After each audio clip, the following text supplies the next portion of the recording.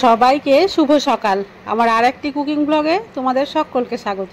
তো সকাল সকাল আমি চলে যাচ্ছি কিচেনে, তোমরাও চলে আসো, কারণ আজকের রেসিপি একটা ইউনিক রেসিপি।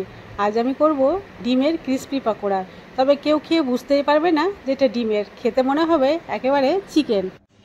প্রথমেই নিয়ে নিচ্ছি একটা মিক্সিং বোল, আর নিয়ে নিয়েছি দুটো ডিমকে এইভাবে এই মিক্সিং বোলের মধ্যে আমি ফাটিয়ে নিয়ে নিচ্ছি।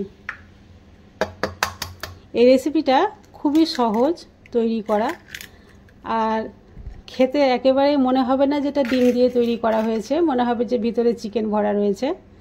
তো এখানে আমি দুটো ডিম নিয়ে নিয়েছি। এখানে কিছু গুঁড়ো মশলা অ্যাড করে দিচ্ছি। দিয়ে দিচ্ছি লঙ্কার গুঁড়ো, হলুদ গুঁড়ো, 1 চিমটি মতো দিচ্ছি লবণ, কারণ লবণ আবার পরেও দিব আমি, তো লবণটা বেশি হয়ে যেতে পারে, তাই খুবই কম পরিমাণে দিলাম। দিয়ে দিচ্ছি গোলমরিচের গুঁড়ো। এবার খুব ভালোভাবে মিক্স করে নিচ্ছি।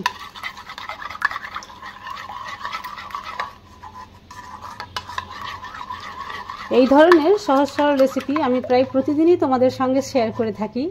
আমার রেসিপিগুলো তোমাদের যদি ভালো লেগে থাকে প্লিজ আমার চ্যানেলটি সাবস্ক্রাইব করে দিও, আর সাবস্ক্রাইব করার সঙ্গে সঙ্গে পাশে থাকা বেল বাটনটা অবশ্যই ক্লিক করে দিও আমার নতুন ভিডিওর আপডেট পাওয়ার জন্য। তো দেখো এইভাবে মিশিয়ে সবগুলো কিন্তু একসঙ্গে মিক্স করা হয়ে গেছে। এবার আমি এটা সাইডে সরিয়ে রেখে দিচ্ছি। আমি আবারও একটা মিক্সিং বোল নিয়ে নিয়েছি। এখানে আমি দিয়ে দিচ্ছি 3 টেবিল চামচ ময়দা। এই ময়দার মধ্যে আমি দিয়ে দিচ্ছি স্বাদ মতো লবণ। লবণ যেহেতু আগেও দিয়েছি, তো এবার আরও একটু কম করেই দিলাম। সামান্য লঙ্কার গুঁড়ো, খুবই অল্প দিয়ে দিচ্ছি চাট মশলা, দিচ্ছি ঘরে তৈরি করা ম্যাগি মশলা।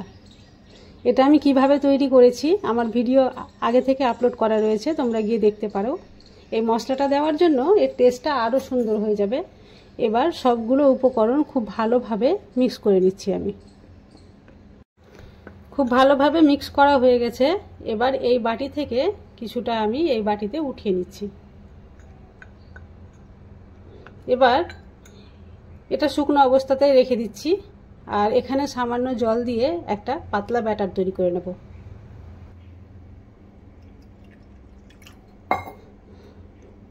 অল্প জল দিয়ে প্রথমে এইভাবে একটু গুলে দেখছি, আরও খানিকটা জল লাগবে, অনেকটাই থকথকে হয়ে গেছে। বাস, আর জল দিতে হবে না। এটা খুব ভালোভাবে মিক্স করে আমি সাইডে সরিয়ে রেখে দিচ্ছি। এবার আমি এই দুটোকে সাইডে সরিয়ে রেখে দিচ্ছি। এই শুকনো ময়দা আর এটা ময়দার পাতলা ব্যাটার, এই দুটো পরে কাজে লাগবে। এখন গ্যাসের ফ্লেমটা অন করে ডিমের যে ব্যাটারটা তৈরি করে রেখেছি আর কি, এই কাজটা সেরে নিই। গ্যাসের ফ্লেম অন করে আমি একটা প্যান বসিয়ে দিয়েছি, আর এটাতে দিয়ে দিচ্ছি সরষের তেল। তেলটা খুব ভালোভাবে গরম হয়ে গেছে। এবার যে ডিমের যে ব্যাটার করে রেখেছিলাম সেটা কিন্তু এখানে দিয়ে একটা বড় দেখে অমলেট করে নেব।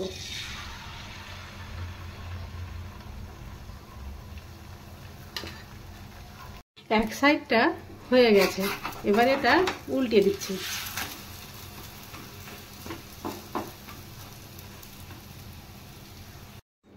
অমলেট তৈরি হয়ে গেছে। এবার এটা আমি টুকরো করে কেটে নেব। আমি আমার পছন্দ অনুযায়ী শেপ দিচ্ছি, তোমরা তোমাদের পছন্দ অনুযায়ী শেপটা দিয়ে নেবে।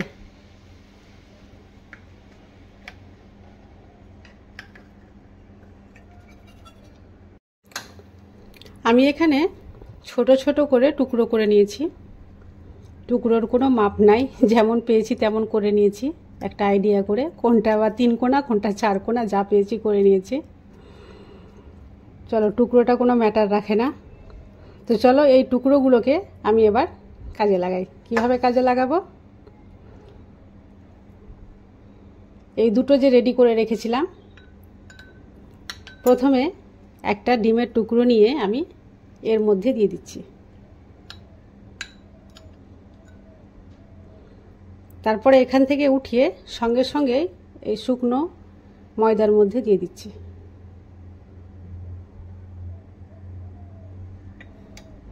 শুকনো ময়দার মধ্যে এভাবে কোট করার পর আবার এখানে ব্যাটারের মধ্যে দিয়ে দিচ্ছি।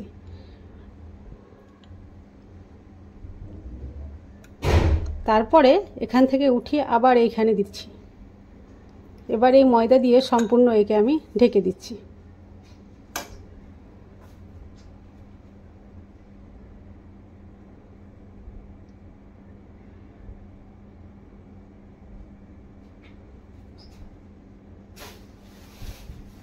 বাস তৈরি হয়ে গেল আমাদের একটা পাকোড়া। এইভাবে আমি সবগুলো তৈরি করে নিচ্ছি। সবগুলো পাকোড়া তৈরি করা হয়ে গেছে। এবার এগুলোকে শুধু ভেজে নিলেই তৈরি হয়ে যাবে আজকের ডিমের পাকোড়া।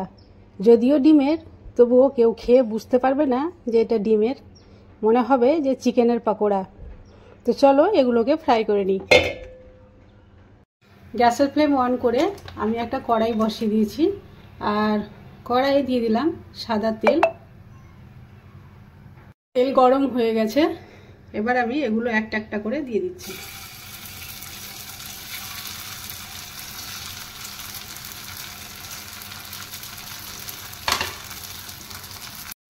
এইভাবে উল্টে পাল্টে একটু গোল্ডেন ব্রাউন করে ভেজে নিতে হবে।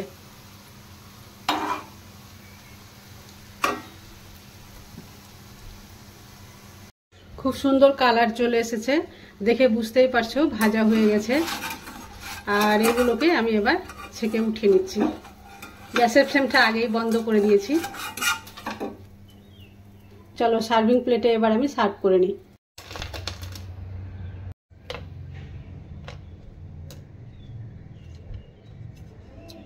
সবগুলো তৈরি হয়ে গেছে, আর দেখো দেখতে কতটা সুন্দর হয়েছে। দেখে মনেই হয় না যে এগুলো ডিম থেকে তৈরি করেছি, মনে হচ্ছে মাংসের পাকোড়া, চিকেন পাকোড়া। উপরটা একেবারে ক্রিস্পি আর ভেতরটা সফট। একটা ভেঙেও দেখাচ্ছি, এই যে দেখো, দেখে বোঝাই যায় না যে এর মধ্যে ডিম ছিল। তো আজকের রেসিপি তোমাদের কেমন লাগলো অবশ্যই কমেন্ট করে জানাবে। ভালো লাগলে একটা লাইক করে দিও, বেশি বেশি করে শেয়ার করিও। আজ তাহলে এই পর্যন্তই, আবার আসবো অন্য কোনো ভিডিও নিয়ে। ততক্ষণ পর্যন্ত তোমরা সবাই সুস্থ থাকো, ভালো থাকো।